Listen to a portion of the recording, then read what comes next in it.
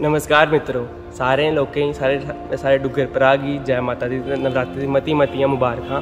ते अऊं Shivansh Dubey BA second year दा छात्र हाँ। ते अऊं केंद्र संस्कृत विश्वविद्यालय ते अपनी ग्रैजुएशन सैकेंड ईयर दी मैं स्टडी करा दा संस्कृत दे विच। ते अज्ज अऊं अपनी डोगरी दा शीर्षक लेइयै आए दा। ते मेरे नां की केह् करना सारें गी, तुस मिगी रावण दे नां उप्पर जानी सकदे हो सारे। ते मेरी डोगरी कविता शीर्षक है रावण। द्रौपदी दा चीरहरण अस सारे भुल्लियै बैठे न, ते अऊं सीता गी हत्थ न लाया, ते मिकी हर साल कैसी फूकदे न। सीता दा ते अपहरण बस इक बहाना हा, मिकी ते सूर्पनखा दा इंतकाम राम ते लक्ष्मण तो लैना हा। सीता जिंदा लब्भी एह् राम दी ताकत ही, ते सीता पवित्र लब्भी एह् मेरी मर्यादा ही।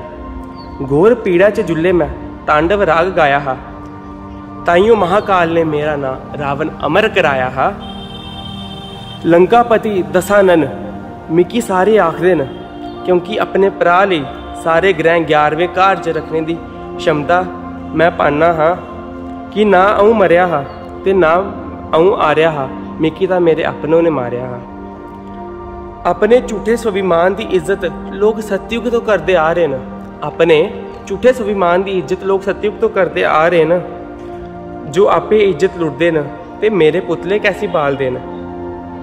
हाँ मन्निया कि आवाज़ है काली, रंग है काला, काले रंग दा प्रतीक आ।